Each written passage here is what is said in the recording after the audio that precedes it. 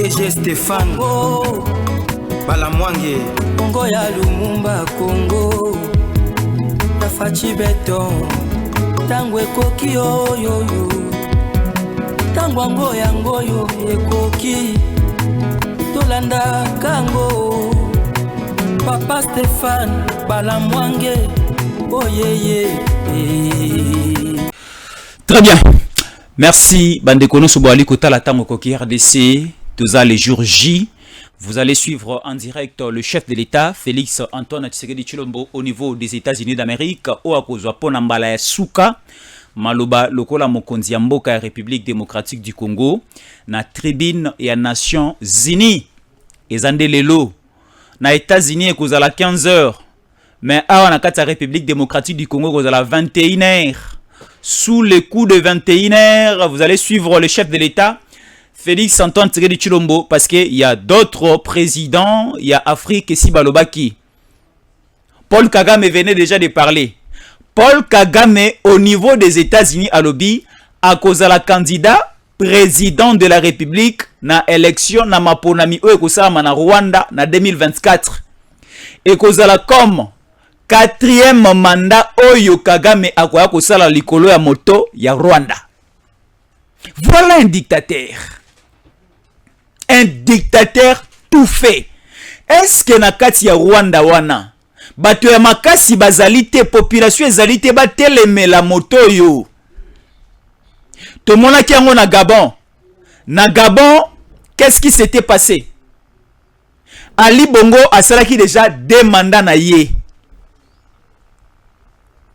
Et comme atika ba changer constitution balongwe na quinquennat ba komi na septennat, il faut atia lisusu mandat pour la 3e, atia candidature pour la 3e mandat.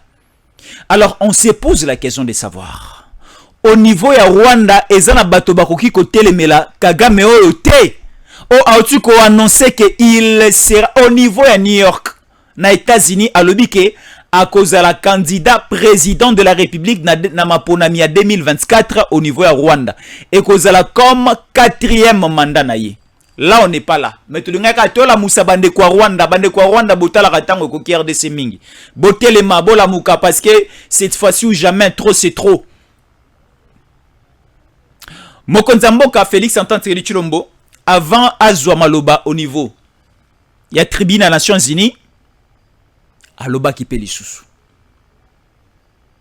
Mokonzi Mboka a réunir baiko romane belé na niveau États-Unis, a réunir aussi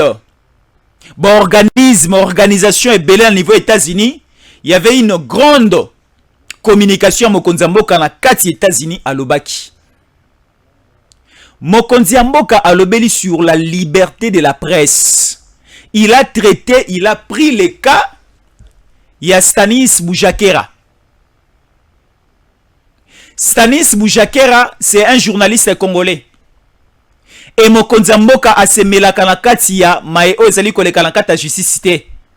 Et Mokonzi Mboka a reupé repesa ba injonction na justice té ke botika moto boye bosala bo non te sala marabongo te. Stanis Boujakera, c'est la justice congolaise est interpellée. C'est le parquet et que kopé misé na prison makala. Pona makambo on a kolobela lelo. Et pour votre information, Katumbi a kobima lisusu sur territoire national de T concernant les dossiers ya Stanis Boujakera. Katumbi a kobima lisusu te. Wana nenge bako iselié parce que bateli na kati ya makambo o bazali ko reprocher Stanis Boujakera. Na kati ya makambo o bazali ko reprocher les Stanis Boujakera, Katumbi est aussi là dedans. Et c'est qu'on remarque Katumbi est presque partout. Toki aboye na dossier ya Kalunda, Katumbi est là. Toki na dossier ya Stanis Boujakera, Katumbi est là. Toki na mo ba dossier kili ba Jeune Afrique, makambo bele kili azali ko leka na kati ekolo to ali ko Katumbi. Alors pour votre information, Katumbi peut circuler dans le territoire national, mais il ne peut plus Kobima Libanda, il y a la frontière, il y a la République démocratique du Congo, concernant les dossiers, il y a Stanis Boujakera. Notre pays est en danger. Boyoka abonné na lobaki na bandeli, que Kagame dit que il sera candidat président de la République pour la 2024. Donc Kagame azana Rwanda encore pour longtemps. Alors bisope au niveau de la RDC, il faut tout bongama parce que tu as dit le premier ennemi de la RDC c'est le Rwanda. Et au niveau du Rwanda, celui qui fait du mal à la République démocratique du Congo, c'est Kagame. Et aussi longtemps Kagame sera président au niveau du Rwanda, biso na école au Congo, tu continues à coller la ceux qui nous ont traître na mboka na biso. Ce qui Kagame aza président na Rwanda et que Kabila est ici, on aura toujours des problèmes. Ce qui Kagame aza président na Rwanda et que Katumbi est ici, on aura toujours des problèmes. Ce qui Kagame aza président na Rwanda et que totiki ba Willy Ngoma, totiki ba Sultani Makenga, totiki ba to nyonso baza en complicité en grosso modo avec le Rwanda, on ne sera pas libre. Alors, en interne, ce que nous devons faire, il faut essayer il y a que diminuer la teneur, il y a participation à Congolais na kati équipe ya schéma ya complot oyo eza contre la République. Bayi Kongomani ebele baluli mosolo bakoti na clique ya batu o bazali ko coopérer avec le Rwanda pour retirer les pouvoirs oyo eza na maboko bayi Kongomani et katisa lisusu na maboko bapaya ndenge to souffrir awa na 18 ans. Mboka na biso to souffraki na crise ya légitimité. Parce que Mobeko lui konzi ali ko yebisa biso pona kozala candidat président de la République ou encore pona kokamba mboka, il faut être de la nationalité congolaise d'origine. Et la nationalité congolaise, boyebi ba conditionner so eza lié tout autour de la nationalité congolaise. Il faut appartenir na tribu, na ethnie, et ainsi de suite, na ba province na biso, avant même l'époque coloniale. Mais est-ce que bateau bakambi biso na régime a passé à yutuko le kaboui? Est-ce que bazalaki na biso avant même l'époque coloniale? Est-ce que ancêtre na bango bazalaki na biso? Est-ce que ancêtre na bango bazalaki à l'époque où on prenait l'indépendance de la République démocratique du Congo? On dit non. Alors, notre élite est kozala ko kanganzela, ko barrer la route et pas infiltrer, pas ba nyoso ba yali ko luka kwa ko zo bokonzi na makasi na mboka na biso. Le président de la République a dit cela. La justice restera indépendante. Et même ce que j'ai aimé, et pas Mokonzi Mboka Lobi, Stanis Boujakera, c'est notre fils, c'est notre enfant. C'est un Congolais. Et Mokonzi Mboka a rappelé l'histoire Lobi, Stanis Boujakera a accompagné qui bango na équipe de presse lorsqu'il était encore candidat président de la République en 2018. A accompagné qui bango na ndeko le vice-premier ministre Vital Kamerhe to banayi ko tambola na ba province nyonso pour la campagne électorale na sima na bango Stanis Boujakera azali moto asalaka mosala malamu mais moto malamu okipe ko beba parce que balobi c'est celle Dieu au hasard Rabi. Donc Rabi c'est-à-dire le Dieu est le même aujourd'hui et éternellement. Nzamba changera te. Nzambe à l'époque à Moïse, à l'époque à Abraham, à Nzambe OP ayaki na nouvelle alliance, à peine Nzamba dali ko continuer car le lenge moro na biso ti le Nzambe a changera te. Mais si comme moto a changaka, Stanis Boujakera en 2018 azalaki moto. Mais si ko lelo akoti na kati ya conglomérat bato bali ko luka ko boma mboka. Tala ndenge ya fuite d'information. Tala ndenge masolo ya mboka na biso ali ko kati na epa ya bapaya. Il y a des articles, il y a des informations, il y a des trucs, il y a des ainsi de suite qui circulent. Ezali ko sala na pasi na motema. Alors bato o bayali ko sala makambo nyonso, ezali bayi kongomani o bazali excité, bazali piqué na virus. Ya bapaya o to yamba na mboka na biso, on croyait que ba kofana na biso malamu bali ko vana na biso malamu. Bapaya nyonso na kotanga bakombo na bango nyonso bapaya baba ndeko na biso te bandeko ba otu nanga Jésus baba oui na lobi baza bapaya Jésus baza bapaya oui baza bapaya. Omoni culture ya congolais tala biso tozamboka mo tozana hospitalité ya makasi oyebi comportement ya congolais zala lokola entonnoir et ya mafuta ebele mais bimisara muke. au moment tenant des afongama et zo yamba mafuta ebele mais na saison bimisaka muke. Siko il faut comportement na biso ba ikongomani to koma nango batu bazo ebele mais to le kisaka bango no to filtraka bango tala au moni ba étranger belo bazali ko to ali ko yamba bango to ali ko tikela bango liberté ba travailler ba exploiter et ba komi ko luka ba kotati na kata gestion ya ikongomani et kosimba lisusu te to koti sa système entonnoir na mboka na biso yali ko yamba mafuta ebele mais to bimisaka muke na se poto aki na système normal to lekisi batu nyonso nzela moko et batongo lelo c'est-à-dire basutukeli bomengo Congo et mateli biso ti likolo zolo et bakomi ko dondo na bomengo na biso pendant que nous la population congolaise to ali ko souffrir et to ali ko kufa babola tala eza na ba village na biso mosuswa bana bazali ko kende kelasi ba ya ko vendre des athées. Je l'ai suivi avec Stéphane Balamwangi. Et ça, bande ko na biso msu na ba village, ba maman bazangi maputa ya kolata. Ba maman azala zemi ali ko bota na esobe. Bana bazali ko tembola na ba culotte toboka sadi pour alate lamba il faut mutauta kisasa agelose la bango badon. La population congolaise souffre à un degré incroyable pendant que on nous appelle nous sommes un pays riche. Alors la richesse de la République démocratique du Congo profite à qui? C'est ça la question. Profite aux étrangers. La richesse de la République démocratique du Congo profite aux étrangers, profite aux Rwandais, profite aux Zambiens, profite aux Ougandais, profite à qui encore? Aux étrangers, même aux Occidentaux, aux Américains.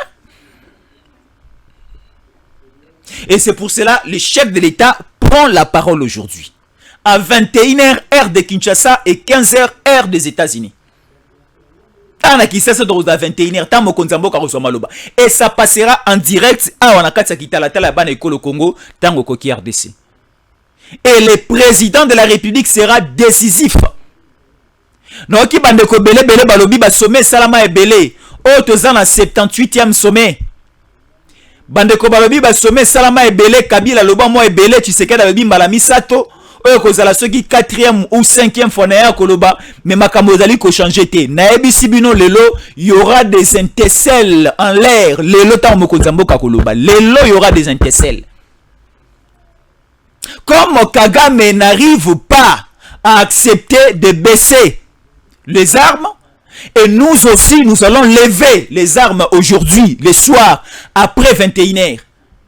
Et lobby jeudi tant torotani sa tongo na kisasa tokoyoka sango na ngambo kuna tokoyoka sango na est tokoyoka sango na ngambo ba M23 ya ba Codeco ya ba RDF ainsi de suite boki koyoka aboye ba tu nommé un nouveau général chef d'opération au niveau à Nord Kivu province sous état de siège boki koyoka et après cela il y aura de fortes décisions qui seront prises.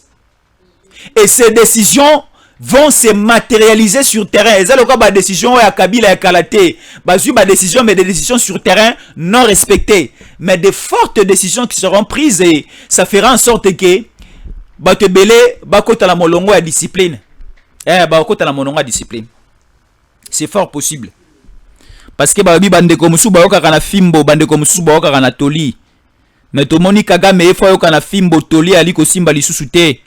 Nani disusu aboye bandeko no so bana kati ya complicité pona bango ezake soki balobi boye tokoyoka non awa bazali ko yebisa biso boye en direct de l'Assemblée nationale la CENI lance déjà ce mercredi dans la salle de spectacle du Palais du Peuple les cadres de concertation à l'intention de parties prenantes au processus électoral en RDC dans le but de maintenir les échanges permanent entre ces derniers. Donc balingomba politique, société civile, sangani lelo sous l'égide il y a Seni baliko solula baliko annoncer bango ke mapona mekozala parce que mokonza mboka pe na 21h a kobeta masolo nango bolimisa ngai pona mwa motoki to aliko travailler na générateur na biso voilà on nous confirme ici il y a un officier rwandais qui nous lance un message. Oui, certainement, le président de la République rwandaise annonce qu'il sera candidat à la présidentielle de 2024 au Rwanda, soit pour un 4e mandat. Là, c'est quelqu'un qui nous suit depuis le Rwanda. Voilà, il vient de nous envoyer ces messages. Voilà, donc ça fait mal, mais nous luttons toujours pour que Mboka Nabiso ezala na kimia nango lolenge elongo bani. Voilà, nous sommes déjà là. À la une pour ce mercredi, guerre à l'est de la République démocratique du Congo, le président de la République, Félix Antoine Tshisekedi Tshilombo, salit la mesure prise par les États-Unis qui viennent de prendre une sanction de taille en mettant fin à leur coopération militaire avec le Rwanda.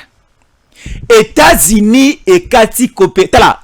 Nous avons un président diplomate. Toloba keba voyage non sommes konzambo kanabiso et futaka. Lelo oyo mercredi, on nous annonce le président de la République à New York. États-Unis d'Amérique et Kati coopération militaire na yango nyonso avec le Rwanda.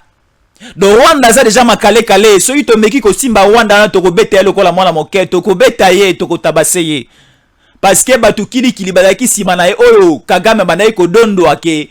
Omoni mwana moke, mwana moke so ali ko sala makelele pe mangungu ebele, tala simana ye peut-être za na bilombe ba na simana ye. Mais bilombe o bazalaki na sima ya mwana moke Rwanda o ezalaki États-Unis na Union européenne.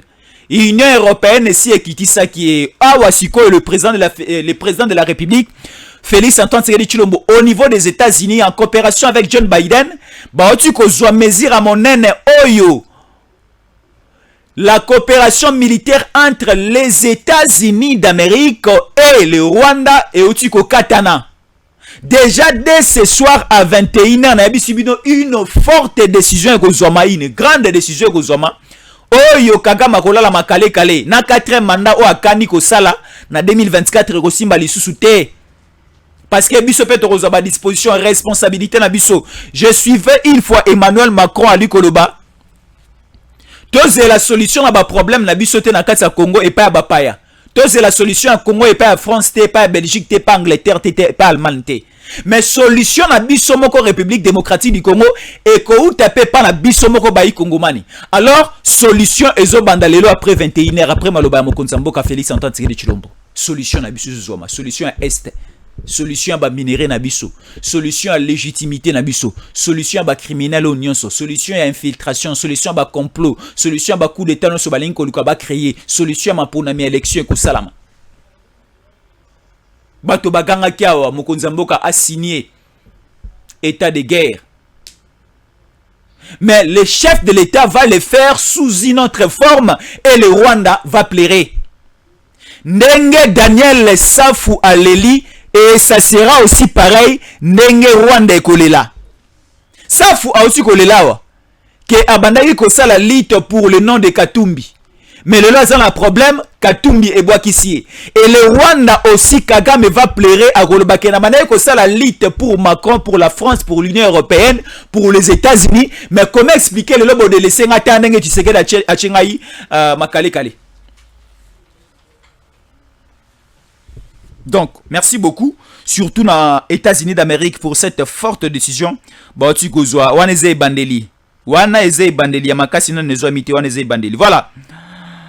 Le président de la République salue la mesure prise par les États-Unis d'Amérique qui viennent de prendre une sanction de taille en mettant fin à leur coopération militaire avec le Rwanda qui a utilisé les génocides pour poursuivre la prédation. La prédation. Voilà. Les génocides rwandais, nous les connaissons. Et les génocides congolais aussi. Les responsables du génocide rwandais, les responsables du génocide congolais, c'est uniquement Kagame. Parce que le génocide rwandais est arrivé après la mort de Juvenal Habyarimana. Lorsque Juvenal Habyarimana fut assassiné, et on a vu le début, il y a un génocide rwandais où il y avait une collision, une guerre de tiraillement entre les Hutus et les Tutsis. Tout le monde a Hutu et Belé, Bakima, Bakatsa, Nangamba, Congo. à cette époque-là. Et aussi plus ou moins 13 millions de Congolais tués à l'est de la République démocratique du Congo sous l'agression rwandaise. Et nous les disons dans le sens que nous sommes aussi dans une forme de génocide. Et les responsables du génocide congolais, les responsables du génocide rwandais, c'est Kagame. Kagame mérite la CPI. Kagame mérite la CPI. Kagame mérite la prison. Kagame mérite la pendaison. Kagame mérite la condamnation à mort. Donc Kagame, comme il est là, il ne peut pas continuer à gérer le Rwanda. Il ne peut... Au niveau des Nations Unies, il faut qu'on recommande un président au baza crédible, na relation malamu na bapaya na bavoisin na bango. On ne peut pas recevoir tout le monde au niveau des Nations Unies pe PC maloba. Une personne comme Kagame, on ne pouvait jamais go PC maloba au niveau de la tribune des Nations Unies à koloba nini, à côté ya nini. Et ça le ko na egele na lisanga bato na kati église. Moto aza moto ekobo. Moto mobulu, moto matoi mangongi, moto milangwa, bapesaka e cher ate. Bapesaka e tumbelote. Parce que aza moto o azali na milinga makasi. Et na niveau des Nations Unies pe bako pesa moto no souhaité elote. Parce que ekozala malamu mingi te. Merci beaucoup. Nzamba ebaki kaka un jour fatine la biso le président Félix. Tala epa ya memi biso e sali biso esengo makasi e sali biso esengo. Sali biso esengo makasi ya kozana président lokola Félix Antoine Tshisekedi Tshilombo. Lolendo tozana ngo makasi, tozana lolendo makasi. Aïe. Voilà, nous sommes là. Bandeko bali ko tweeter makasi awa. Voilà. Le dictateur rwandais Paul Kagame annonce qu'il sera candidat à un 4e mandat. Lors de la présidentielle 2024, le président rwandais a fait cette annonce dans un entretien avec nos confrères de Jeune Afrique. Donc, Jeune Afrique, on est comme Kagame na Katumbi. Kagame vient de faire cette annonce au niveau de Jeune Afrique, qui est Arozala, candidat président de la République. Il vient de faire cette annonce, cet entretien avec nos confrères de Jeune Afrique. Je suis effectivement candidat et je suis heureux de la confiance que le Rwandais m'accorde. Est-ce que le Rwandais vous accorde la confiance à Kagame? Répondez-moi, Rwandais, est-ce que vous accordez la confiance à Kagame? Je ne pense pas. Je le servirai toujours autant que le peut et quand je peux, a déclaré le dictateur rwandais Paul Kagame, l'ami de Katumbi. Ça fait mal. Natangela Kibiswawa. Bakangi Stanis Boujakera. France Lobby. Congo libéré Stanis Boujakera. Bakangi Stanis Boujakera. États-Unis Lobby batuité batini ba message que justice congolaise libéré Stanis Boujakera. Na Congo, liberté de la presse exacte 8 on dit. Mais on nous informe que au niveau de la France, Macron a occupé Okanga. Une journaliste est arrêtée après ses propos. Voilà, nous sommes là.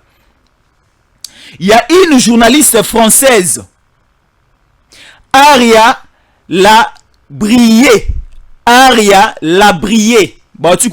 Au niveau des États-Unis. Pourquoi? Parce que il a juste dit la vérité.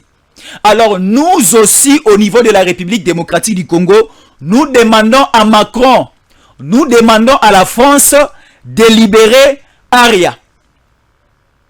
Parce qu'on constate qu'au niveau de la France aussi, il n'y a pas la liberté de la presse. Comment expliquer Bobandako Kanga?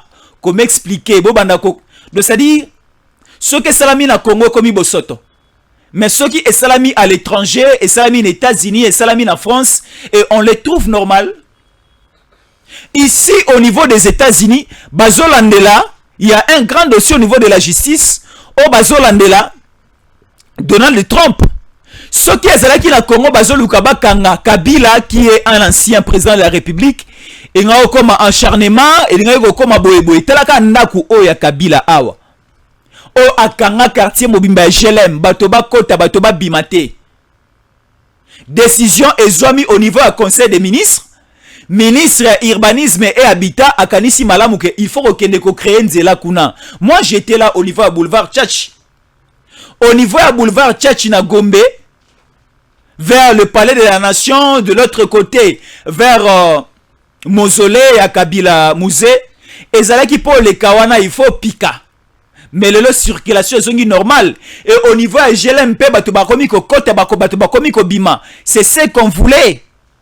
Mais moto o akanisa ki basala yango et comme ke bakanisi basala mabe pona Kabila. Kabila est qui dans ce pays?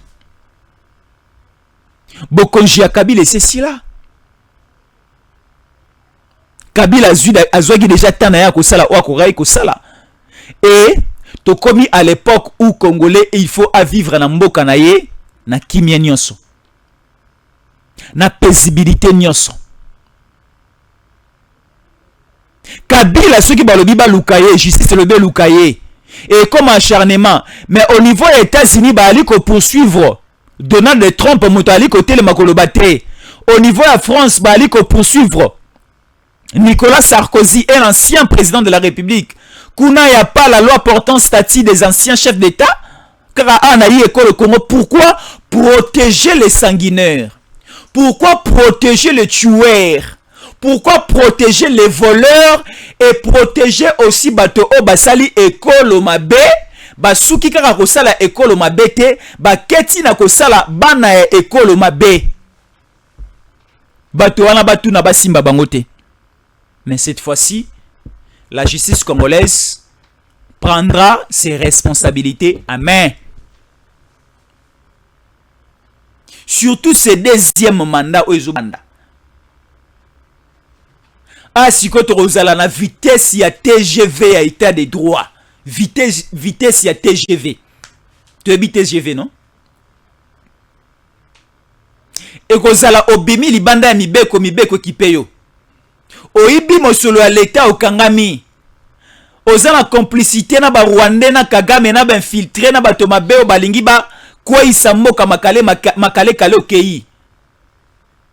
Et aussi au niveau de la corporation Bisoba journaliste, il faut tout ça la suko cette fois-ci la différence entre le libertinage de la presse et la liberté de la presse.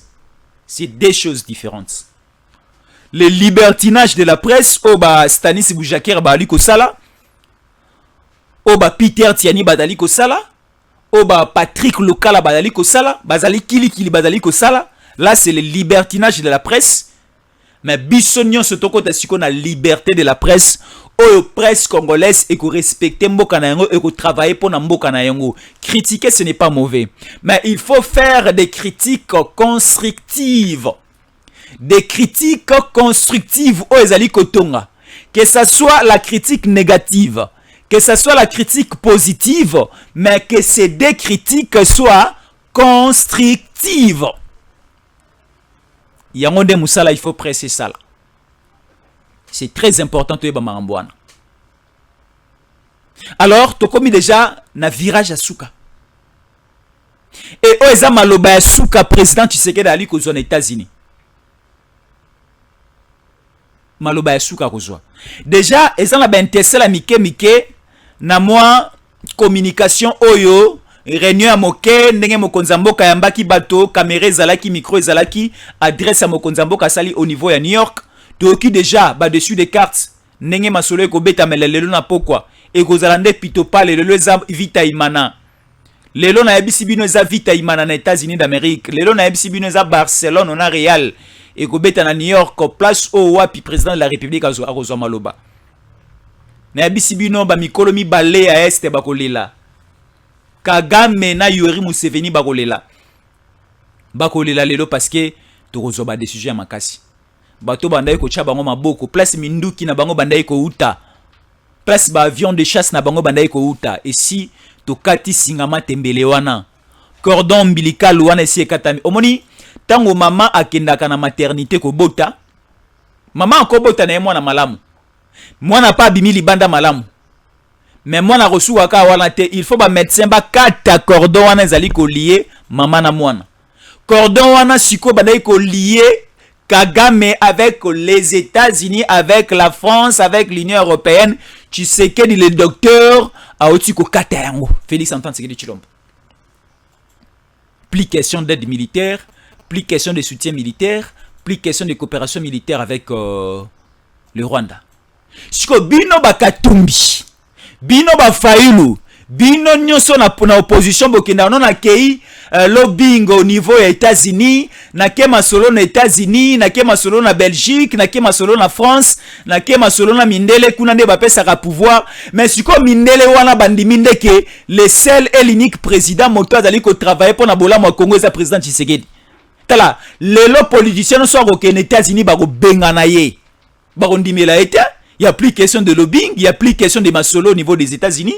Europe Mobimbawana, les Mindele en général accordent maintenant le crédit, confiance na bali ko la président Tshisekedi. Bali ko la confiance na président Tshisekedi non pas pour que Azua richesse à Congo ne repesse sa bango non. Parce que on a senti des réformes avec le président Tshisekedi.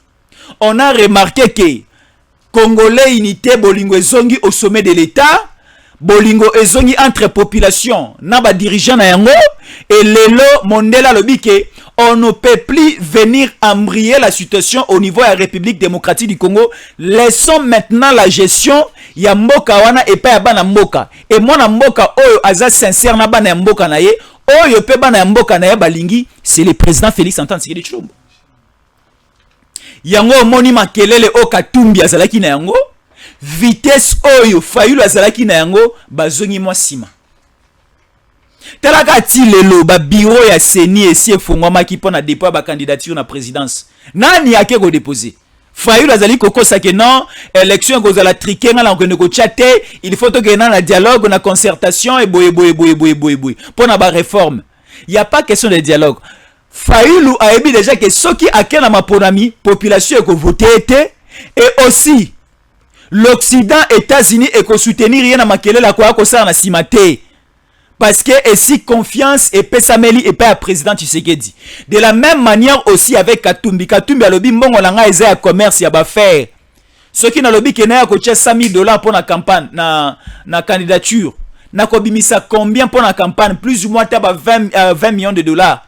Ba 30 millions de dollars. Ba 40 millions de dollars pour la campagne électorale. Si comme au solo non soit ceux qui na perdre on a za commerçant na kokwa ou bien na kokwa était na commerce na un piodi. Alors bande que belé balu bazonga sima. Parce que la population congolaise en majorité balingi mokonzi na bango. Bolingo oh la population congolaise ali ko c'est pas mokonzi na bango azali ko bundela bango na kati comme libanda et bato libanda pe ba remarquer que moto onde aza crédible na mboka na ye. Tala Moibi akenda koiba na facilité na kati ya ndako o aebi pe malamu. Pona oiba malamu na kati ya lopango moko songolo mpakala ifo na moi oya nanu. Otali bakotela kawa babimela kawa basala ka bobasa ne koiba malamu. Donc ça dit moto aebi mboka na biso malamu ko yiko gérer mboka o malamu o yiko matisa mboka o malamu. A peine na souci ya mboka o lokola président Félix Antoine Tshisekedi Tshilombo lelo na mboka azate. Azate. Babi esika ma etangaka na kati ya ndako il faut za ka mutu ndako wana po oyebe esika ma etangaka so za mutu ndako wana te obiosa na kati ya ndako wana te okoyeba pe esika ma etangaka ezate. Le président Félix Antoine Tshisekedi Tshilombo ayebi esika na so ma etangaka na kati ekolo Congo ayebi ba problème ba yi Kongomani ayaki abandi bokonji ba moyen zalaki nanu te atali problème ba congolais a problème éducation na biso ekomaki na sema kasi bana bako baluli bale bana baluli ambiance ozomona mwana zana mokeme abandi déjà via kindumba mwana za ya mobali nana moke abandi déjà kuluna a récupérer bana nso wana a kotisi bango na gratuité de l'enseignement et ça là qui aussi problème o e banda iko tangisa mai na kati ndako ekolo Congo a résoudre yango kangi tolo wana banda ko tangisa mai maternité kobota bana babanda iko kuftala omoni malaria na sida et bomaka bato moke na Congo. Nzela kaka ya kobota obana ebele na ba mama zemi ebele bazali kotikala na hôpital bakoti morgue bakundi bango pour na kaka na problème akobota. Et bomi bana ebele ba nouveau-né, il y a eu des morts nés, il y a eu aussi des femmes oyo aboti mwana tikala na bomoi mais moi si akufi. et bandaye ko sala parce que prise en charge et bandaye ko sala malamu te ba moyens za la quitter mais mokonzi mboka pe atali problème o alobi que non la gratuité ya maternité. Gratuité ya maternité lingi koloba nini? Tango mwasi na yo abandi zemi sundola ye na maboko ya l'État abandi kilo gratuitement na kati ya centre de santé hôpital à l'État abandi kilo na ye babandi kolandela ye babenga yango ba examen prénatal abandi kilo consultation prénatale abandi kilo tangu pe okende kobota aboti lisusu ofele tangu asilisi kobota la consultation post-natale après kobota ya ofele bikamusi te mukonzi mboka atali ke situation ezala ki pema passe na mboka na biso asali yango. Donc pour na traiter moto malamu il faut oyeba d'abord ba problème maladie à moto eza wapi. Il faut aussi la diagnostic examen au déterminer le point où il y a un problème de traiter malamu. Le président de la République démocratique du Congo Félix Antoine Tshisekedi Tshilombo a comment mokonzi mboka o par accident te nengera e komela ki Kabila mbile kweli kolanzi ete kutani na sa makolo na yo ziole non. Le président de la République, Félix Antoine Tshisekedi Tshilombo, a été préparé. A été préparé pour nous reconnaître Oyakomi. Depuis son jeune âge, depuis l'iboumu ya maman, depuis Kobota Manaye, depuis Nakuna Bango, depuis Poto, depuis Wapi, il a été bien préparé pour résoudre le problème des Congolais. Il faut être aveugle pour ne pas voir. Bato bazali kotuna nga bunagana, bato bali kotuna nga sécurité. Tala, bande kolanga lelo na 21h, il y aura des intercelles. Bokoyo kapé bokomona makamuna boyo kapé bomona te. Ah, ko sala malelo. Avec Fachi nous avons confiance.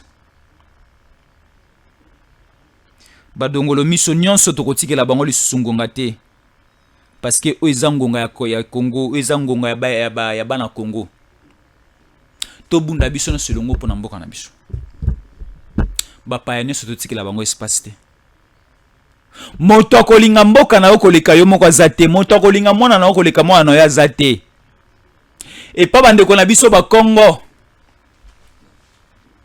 bana bazalaka ya famille ya mama et pa bandeko na biso baluba bana bazalaka ya famille ya papa yango to mona ka pa ba Congo ezalaka mingi ke tangu papa aboti mwana asundoli na famille ya mama na ye oyo za mwana banoko aotangi bana banoko na obatangisa yo o mona papa moboti asundoli bana oyo moka aboti mais akeko tangisa bana mususu ya leki na ya mwasi pona nini ke ye akoganye na sima ya bana leki na ya mwasi. Donc, c'est-à-dire, chaque pays, chaque nation, chaque communauté, chaque tribu, ils ont la réalité.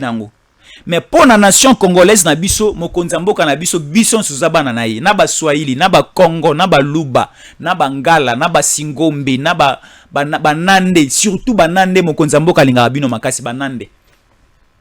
Bande kwa Katanga, bande kwa Kolozi, bande kwa Tanganyika, mokonzamboka lingabino mingi. Bande kwa Bandundu, Bayanzi, Bayaka, mokonzamboka lingaka bino makasi. Na Bandundu kuna, na Bandundu ville aussi, na Kikwiti, na Maindombe, na Kwamuntu, na Bandundu asuka kuna pe bandele ya katikati ya Mopanzio kuna mokonzamboka lingi bino makasi. Kasai Kolobate, Mancha Mumenu. Mokonzamboka lingi bino, mokonzamboka lingi Congo mobimba lolenge moko. Il n'y a pas de parti pris. Alors to bunda po nekolo, to bunda pe po na mokonji na biso. C'est très important. Je ne prends pas beaucoup de temps parce que la technique se prépare pour vous livrer le direct aux États-Unis d'Amérique que vous allez suivre sous les coups de 21h juste. Tika misala no sokosala aux États-Unis, aux Canada, aux Japon, aux Chine, aux Australie, aux Nouvelle-Zélande, aux Bangladesh, aux Kazakhstan, aux Nouvelle-Papouasie, aux Guantanamo, ozaki soki wapi oza na se ya mai na se ya océan sous le coup de 21h juste soyez branchés na tango koki RDC. Soki oza na abonné na tango koki RDC te s'abonner. Soki oza déjà abonné, cliquez la cloche à notification. Benga pe ba paya mususu ba s'abonner parce que il y aura des intercelles, il y aura des bombes, je vous annonce. Lelo na 21h. Mokonzi mboka Rozo Maloba. Et le chef de l'État. Mukwamai Mukwantombolo. Mancha mumenu. Ndeko na biso. Makila ya monoko na ngai. Na bi mancha mumenu. Pas comme Muluba. Pour un aza Muluba te. Na bi mancha mumenu. Et pas ba Kongo na robengi mancha mumenu. Et pas bangala pe makila ya monoko na ngai. Et pas baluba makila mancha mumenu. Et pas ba Swahili ya zapeka ndeko na biso. Mpangi na beto. Et pas bangala. Et pas ba Congo pardon. Mancha mumenu. Merci. Nabandeko batali biso et on vous dit à la prochaine. Merci. DG Stéphane oh, Balamwange Congo ya Lumumba Congo Tafachi beton Tango ekoki oyo Tango ango yango yo ekoki Tolanda kango Papa Stéphane Balamwange oh yeah yeah